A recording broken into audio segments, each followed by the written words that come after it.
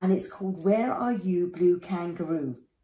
And it's a lovely, lovely book about this little girl, and she loses Blue Kangaroo. And can she find him? Should we read the story and find out? Okay, let's begin. Blue Kangaroo belonged to Lily. He was her very own kangaroo. Sometimes Blue Kangaroo disappeared, and Lily would say, "Where are you, Blue Kangaroo?" And Blue Kangaroo waited for Lily to find him. So he was playing games with her, wasn't he? One day, Lily's friend Florence took Lily to the park. "Hold tight to Blue Kangaroo," said Florence. Lily swung on the swings, and she wasn't scared on the slide. Do you like going to parks? Do you sometimes take a toy and then leave it there by mistake? I know that happened to me once. I went to the park once in Australia, and he took with his little toy called Bert from Sesame Street. We couldn't find Bert anywhere after that. Let's see what happens. I had to go and buy a new Bert, and I called it Bert's cousin. Should we carry on? "I love ice cream," said Lily. And Blue Kangaroo wondered if Lily had forgotten him. Now, can you see where he is? If I point, can you see? She left him at the top of the slide. As they were leaving, Lily suddenly shrieked, "Where are you, Blue Kangaroo?" "Did you leave him on the slide?" asked Florence. That's what they're thinking. "Here he is," smiled Lily. "You must try to be more careful," said Florence. Now she's holding him tightly, isn't she? The next Saturday, Lily's Aunt Jemima took Lily shopping. "Hold tight to Blue Kangaroo," said Aunt Jemima. Yes, we don't want to lose him again, do we? On the bus, Lily met a nice lady wearing a large pink hat. "I love buses," said Lily as they reached their stop. Blue Kangaroo wondered if he'd ever see her again. Can you see where she's left him this time? Yes, exactly. "Wait," she says again. They hadn't gone very far when Lily shrieked, "Where are you, Blue Kangaroo?" "You didn't leave him on the bus, did you, Lily?" asked Aunt Jemima. There's a man carrying 2 cats in a box, busy people going to work. There's a dog being taken for a walk. They can't find him there, can they? And then someone hands her, and Lily says, "Thank you very much." "I think you forgot someone," said the nice lady in the pink hat. She'd been the lady in the bus. "Lily," said Aunt Jemima, "you must be more careful." On Sunday, Uncle George took Lily to the zoo. "Hold tight to Blue Kangaroo," said Uncle George. Off to see the insects and the animals. "I like lions," said Lily. "But I love monkeys. Can we buy them some nuts?" And Blue Kangaroo felt very anxious. He's worried he's going to be left again, isn't he? "Shall I get 6 bags?" asked Lily. "No, just 1, said Uncle George. "And then we'll visit the real kangaroos." But Blue Kangaroo had gone already. Can you see where he's gone? The monkeys are playing with her kangaroo. Look, and it's bounced out to there. "Where are you, Blue Kangaroo?" shrieked Lily. She's got such a loud voice. You can even see her opening her mouth so wide. "Is that your kangaroo?" asked the zookeeper. "We'd better get him back before they get too fond of him. He's made his way into the pouch like a little joey." "Thank you very much. You're lucky he didn't land up with the lions," said the zookeeper. "Now you tuck him away somewhere safe." That night, Lily tucked Blue Kangaroo up in bed. "We're going to the seaside tomorrow," she said, and she fell asleep with Blue Kangaroo in her arms. But Blue Kangaroo couldn't sleep. He worried and worried. Then he slipped out of bed and hopped across the carpet towards the door. Why do you think he's doing that? In the morning, Lily looked everywhere for Blue Kangaroo, but she couldn't find him. They looked in all the usual places. "Did you leave him in the garden?" asked her mother. She didn't know, did she? You know what happened. Everyone searched high and low, but Blue Kangaroo was nowhere to be found. "It looks as if you really have lost him this time," said Lily's mother. "He's hiding, isn't he?" Lily ran to her room and slammed the door. "Where, oh, where are you, Blue Kangaroo?" she sobbed. Lily wiped her tears away, and guess who she saw? "You naughty Blue Kangaroo," she said. "He was hiding in her dressing gown pocket." And she never let Blue Kangaroo out of her sight ever again. He was so scared that she was going to lose him at the beach, he went and hid in her dressing gown.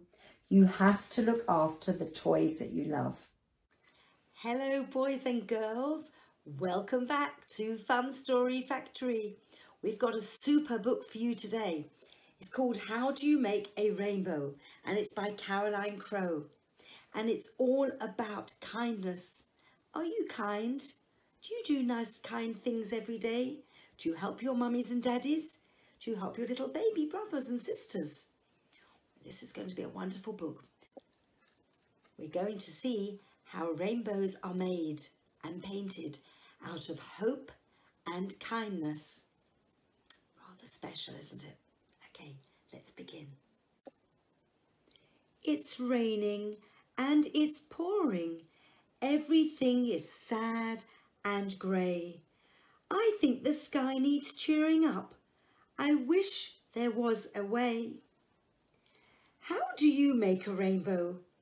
Is it painted in the sky? Help me paint one, Grandad. I'm too small to reach that high.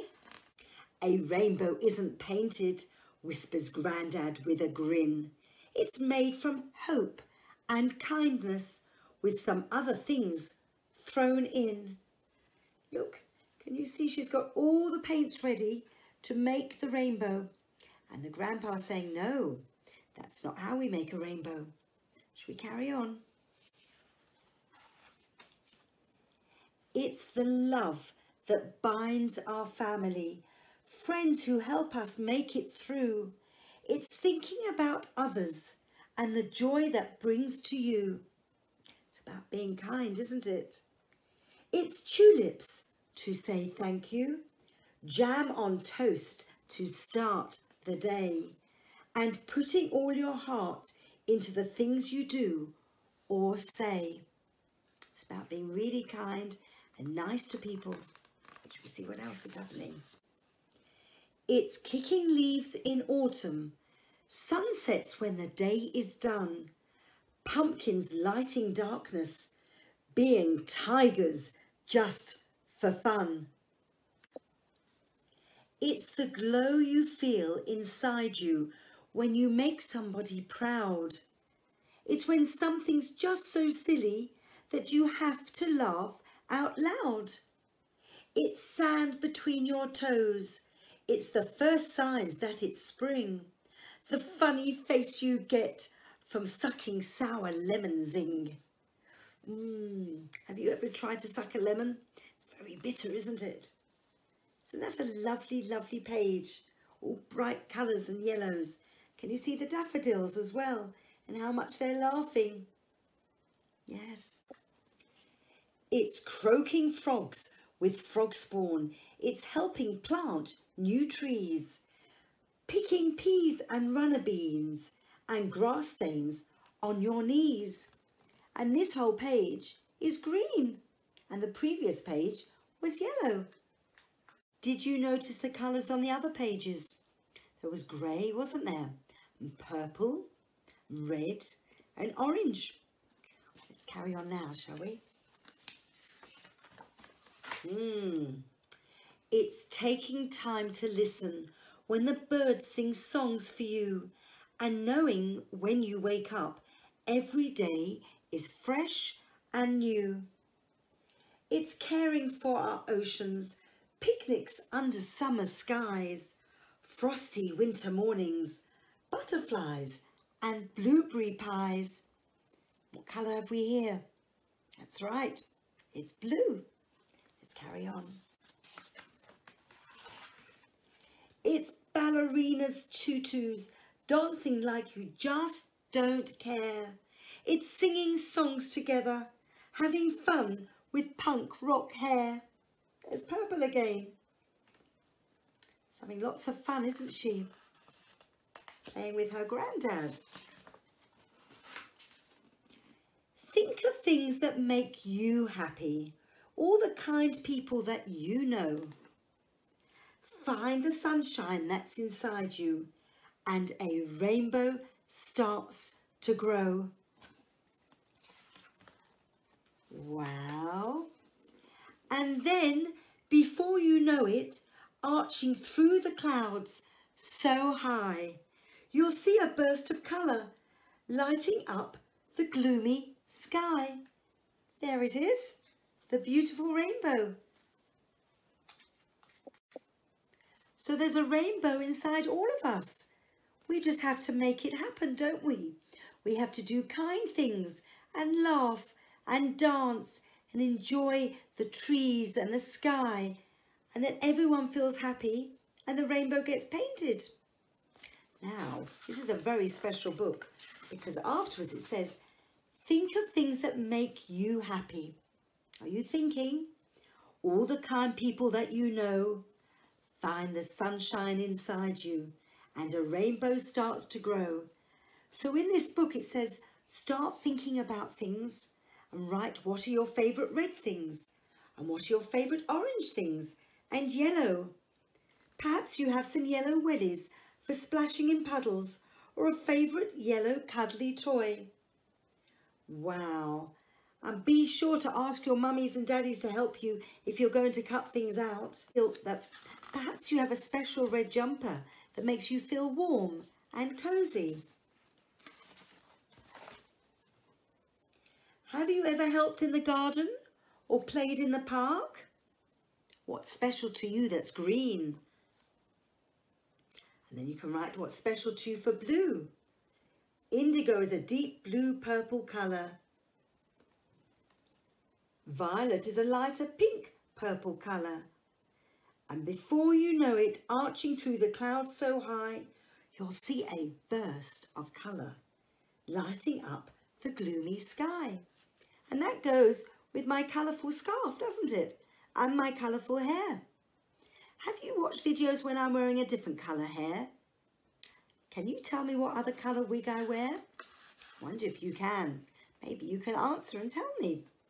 This is such a lovely book. So make sure you prepare your own special rainbow, and I'll be telling you where you can buy this book. I think that was really wonderful, and it's making you feel good inside, because when you're good to people, it makes you feel good. So go and do something really good today and write and tell me on Fun Story Factory what you did and what colour was in the sky. Today we're reading Mr. McGee and the Blackberry Jam by Pamela Allen. Underneath this apple tree lives a man called Mr. McGee. There he is, he's yawning and stretching his arms. And there's his table and chairs where he's going to have his breakfast. And this is the big apple tree that he lives under. This morning he was feeling grumpy. He'd made the porridge and it was lumpy. He'd put 2 sugars in his tea, then spilt the lot and burnt his knee. Look, he doesn't look very happy, does he? He's not having a very good breakfast today. When he went to butter his bread, he found the butter too hard to spread. So it wasn't surprising when he said, "I hate marmalade. I want blackberry jam instead." And look, there's a nice pussycat sleeping on his bed. So off he went with his billy can to find the blackberries for his jam. He left the table and he's going off now. And the cat's looking at him, wondering where he's going. He walked and walked for quite a while until he came upon a stile. Guess what he could see from there? Look, there's a big sign that says, "Beware of the bull." And he's walked past all the sheep.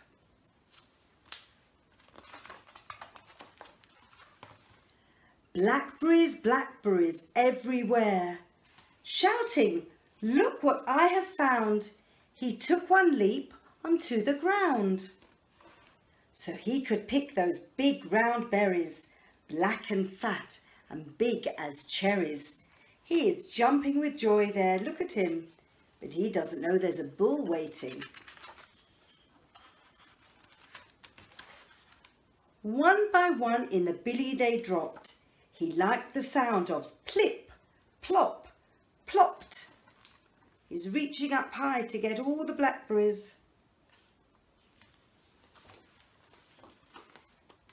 Now, while he picked so busily, behind him where he couldn't see, a herd of heifers gathered round to view the stranger they had found.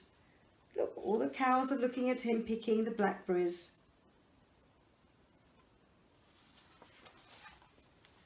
When Mr. McGee discovered them there, he blurted out, "I've washed my hands, I've combed my hair. Oh, come on, girls, you're not being fair. You know that it is rude to stare." He's getting a little bit frightened because all the cows are looking at him.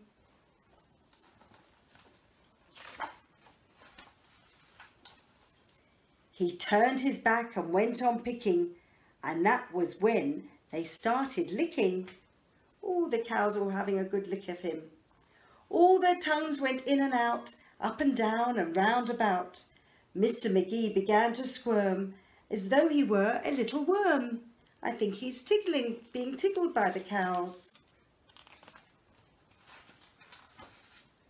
"Stop it, please, you're tickling me." And then he giggled helplessly. "Ha ha ha, he, ho ho ho. Ha ha ha, he, ho ho ho." Just like a kookaburra song, the laughing noise went on and on. The bull let out a mighty bellow.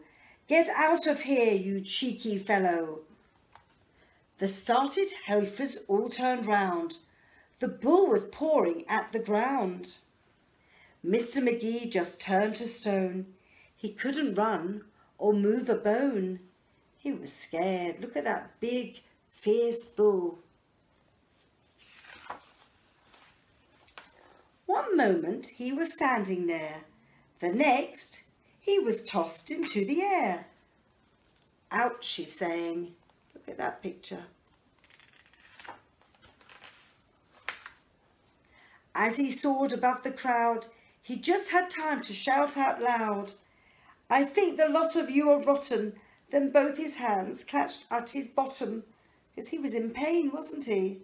And he's falling down. He landed softly in a heap on the back of a woolly sheep. There he is.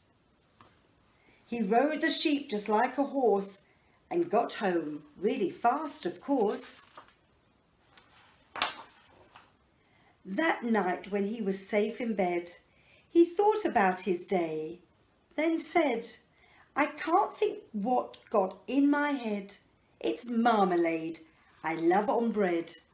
And there he's back in bed, and the next morning he's going to enjoy his marmalade breakfast because he doesn't want to be hit by a bull again, does he? Wasn't that a lovely story? Shall we share another one tomorrow? There he is. It's been such fun reading with you at Fun Story Factory today. Thumbs up if you enjoyed the story. Comment below what your favourite book is that you would like me to read. I have so many more to share with you.